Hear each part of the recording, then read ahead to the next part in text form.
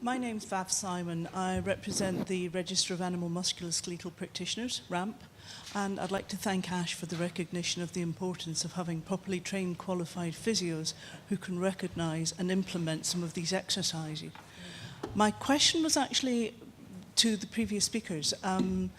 You talked about husbandry, and I know there's been quite a lot of information on comparisons of domestic horses and feral and semi-feral herds. And when they're grazing, they're covering 10, 15 miles, heads low, elongated backs where they're walking and grazing.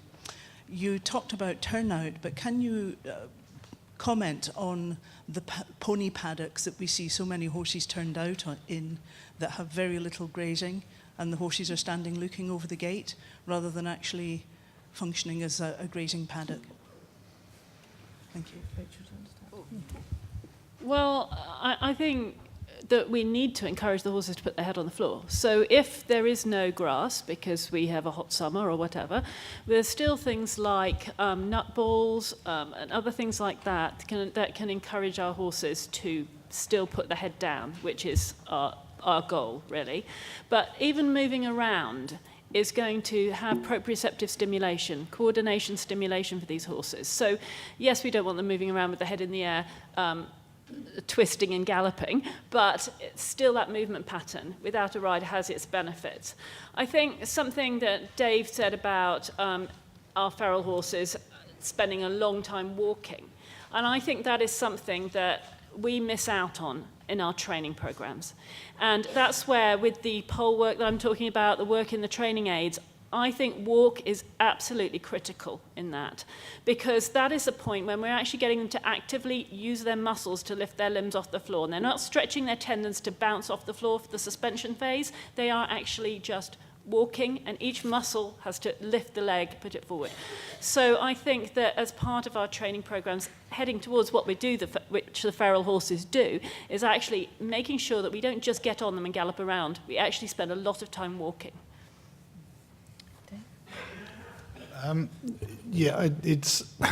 I look at turnout from a very different perspective in terms of, I always think about respiratory disease, and I think it's better for them to be out than in.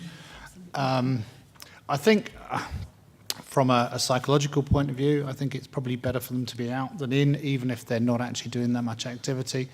I think Rachel's really covered all the points from the perspective of how they're using themselves when they're out, if they are standing by the fence. I know there are new systems that people have developed, like the track systems. I've seen some data that suggests that ponies on track systems cover longer distances than ponies, it turned out, in conventional paddocks. So I think we do have alternatives, and I think we've perhaps not been very good at looking at some of those and considering them. Okay. Right at the back.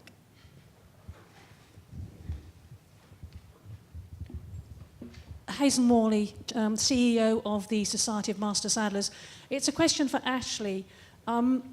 Saddle fit is often an issue with rider and rider balance. Do you have a diplomatic way that perhaps my saddle fitters could approach that subject when it's rather a thorny issue in that they may perhaps be blaming either the saddle or the horse? I mean, really, really good question. And it is vital when we do the assessment with the rider, horse, and the saddlers, our master saddlers there. You're absolutely right, it's very delicate with, we've had quite a few of our top riders where we know the saddle is really a poor fit and causing the horse considerable discomfort, particularly when you see behavioural issues in a halt, where there's pressure through those areas of the core stability muscles of the horse. I think it's about why I'm trying to do this work in a systematic way and evidence-based is that it's about education. And what I think we have to do, the responsibility and the accountability for all of us in these roles, is about educating saddlers, educating riders. There are many riders who will say, this is the saddle I've always used, and whilst it's comfortable for the rider, we absolutely know it's impactful on the horse. So a diplomatic way for me is always is working with the right people, working with saddlers who are really skilled, and then I think it's a really huge job of education, because that is a poor rider and a poor saddle is absolutely disaster for a horse, and I think from a welfare point of view. And how do we control that? And the only way we do that is by evidencing what good practice is and then educating. Yeah, and I can see your frustration as a vet, where I see horses coming in with back pain or problems in movement because they have a saddle that either doesn't fit the horse or doesn't fit the rider. And so a saddle that doesn't fit the rider, where, as you would be fully aware, they sit on the back of it, they put pressure down on the horse's back, the horse then extends its back, loses muscle development in those areas. And it's a frustration for me as a vet from that point of view too, because you have an owner who may not understand that they don't fit on the saddle, and that is part of the problem, even if the saddle fits the horse, and vice versa. And so or because they also don't have enough core development as well as the horse. So I try in those situations to involve a physiotherapist in managing the rider, a saddle fitter in managing the horse, and a vet and a physiotherapist in managing the horse as well, so that the whole team comes together. But I think it's very difficult, and as Ash says, I think education is a really critical point here. Beth. Hello, we have a question from one of our social media followers, who's a farrier, Sam Durham, directed at David. He would like to know what impact you feel the addition of the type of work and the substrate the horse works in has on training injuries. I think that's, to be honest, I would defer to Rachel, who's done a lot more work on surfaces, so if that's okay, I'm going to duck that. We certainly know on the work we've done that that the surface that the horse is training on can have an impact on the type of loading patterns and also potentially the injury. But what we also know is that working horses on variable surfaces is really important, because they need to adapt to going onto a whole variety of surfaces, ideally not at peak loading, but on a variety of surfaces rather than just ride on one single surface. But also, the shoe and the contact between the foot and the surface is critical, because if you have a horse that has too much grip on the surface, either because the surface is sticky or because the shoe surface interaction means it's sticky, then actually we end up taking loads and strains up the limb and may increase the incidence of some of our soft tissue injuries, whereas a very hard impact surface may increase the bone type injury with repetitive loading. And on my stability pictures there, with the horses really wobbling, we need real muscle development. But if we've got a stable shoe at the bottom, when it's on a soft surface, the whole stability of the unit improves. So you put it on a road, it doesn't matter maybe quite so much, but your stability on a soft arena surface, if you've got a shoe that supports it and the muscle development at the top, the whole unit becomes stable. Thank you. Back there. Hello, Sofia Hagelberg from Spain. I wondered, talking about biomechanics, do you think equine motivation and emotions affect the movement pattern and therefore the quality of the training? Is that me? Well, a horse that is excited or tense is likely to be switching on its muscles in a way that a horse that is very relaxed is not necessarily. So a horse might come out in an excited state and it's got lots of muscle activation. Perhaps not necessarily the muscles we might want, but it may have a lot of muscle activation, whereas a very relaxed horse is likely to not be switching on those same muscle groups. So yes, I think it does. We know that if horses are excited, the levels of adrenaline are higher, that increases muscle glycogen utilization, that can increase or bring fatigue much earlier. So you think the horse should be okay for half an hour, but actually it's fatigued after 15 minutes, and you fail to notice that, and you start to think the horse is being lazy. So yeah, I think the horse's behaviour can play a big role. What about the horse and the rider? I can't, not an expert in the horse, but certainly in human behaviour, we see that without a doubt. Emotional instability or when you're feeling low, and if you're doing scores of core stability, it is affected. So likewise, it's important with the rider and the emotional side of that can affect if a rider gets on and is just feeling I'm low and I'm depressed, that will absolutely affect the horse as well. And we see that in human behaviour. I agree. I think it would probably be exactly the same in equine behaviour.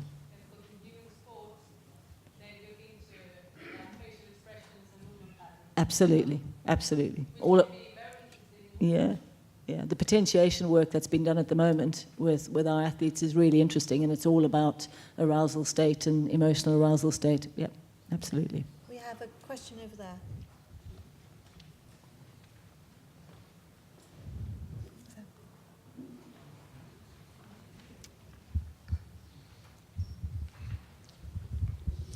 Miles Williamson-Noble, Honorary Fellow and occasional hunt follower. Coming back to the farrier's question, folklore in the hunting world is that when you're wanting to get your horse fit in the summer, you should spend hours walking and then trotting on the roads. My background as an aerospace engineer is that the worst thing you could certainly do if it was steel or aluminium is keep bashing it as you would be on the road. Is this a folklore that is wrong, or is there evidence to suggest that road work is actually good for hardening up tendons, as is claimed? Okay, I feel I should, having posted a few times about, actually usually every January about this topic, I think road work has a place. It's a flat surface usually. The horses can go in a straight line. If your horse is controllable on the road, that's good. What we know that it would be a benefit for, there'll be early on in the training, there'll be some general cardiovascular fitness benefit. There will be, if you are trotting on roads, there will be, those loads will stimulate some bone development. You don't need, it appears, very much of that trotting on the roads to do that. Where I start to have concern about this is in terms of how the forces are transmitted through the shoe, through the foot, and into the joints, and potentially the concussive damage that you get from that, which anyone who's done a lot of running will know that running on hard surface does tend to cause jarring of your ankles and your knees. So yes, in moderation. I think it's overused. I think one of the big beliefs is that it will toughen up tendons, and I think we now have fairly good evidence that road work doesn't harden up tendons. Yes, I think, and it also goes back a little bit to the other question, as you say, because we want our horses to work on variable surfaces. So including some road work, which is a hard surface, has a benefit. Because as Dave said, you get bone to remodel. A bone needs a small number of high strains to remodel and get stronger. So you don't need to do lots of trotting on the roads. The other thing that is a slight concern about roads is the fact that, as Dave said, sometimes they're flat, is that you can have a camber. So you spend miles on a road on a camber, then actually the loading pattern through your limbs is not ideal for the horse. So I think that needs to be borne in mind as well. Thank you. Over there, Sarah. Hello, Sarah Shepherd. Do you think that we need to reassess the qualifications that saddlers have, given the fact that we need to fit the saddle to the horse, but we also need to fit the saddle to the rider, and sometimes there may be a significant mismatch involved? This involves the saddler having to impart that there's no suitable saddlery solution. Who would like to take that? Are you going to try? And then Ashleigh. I think we have challenges with riders choosing to ride horses where it may be difficult to get that. They're difficult to sometimes make it possible for the ideal saddle fit for the horse to be the ideal saddle fit for the rider, which is a challenge in the long term in saddle design and management. But I don't think that the basic rules of saddle fitting are contrary to that. So I'm not totally clear what the question is, because I think training for saddle fit and the and the advice in saddle fitting is such that you should optimally fit the saddle to the rider and to the horse. And it is about looking at also at whether there is a mismatch between the rider and the horse.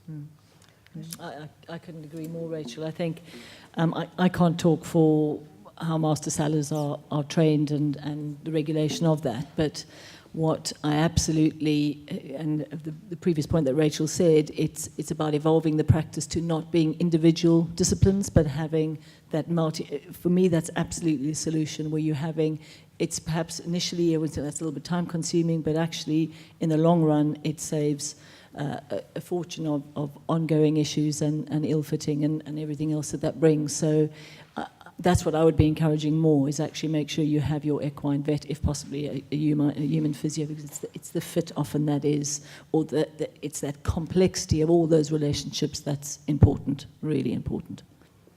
Okay, we have one more right at the back. Oh, sorry, right at the back. Thank you, Chair. Doug Smith from the Riding for the Disabled. It's a horse-rider combination question. I would really like to canvass your thoughts on this. We see many images in the press of people who are too big for the horse. I'm not saying overweight, because you can be too big without being overweight. And also, there is many instances of horses that are overweight. And I saw that when you showed the images of the horse that were being improved, they were starting from the lower end of the scale, should we say.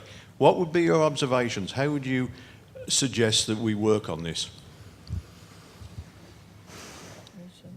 I think in relation to horse obesity or lack of muscle development, I think that education for people to understand that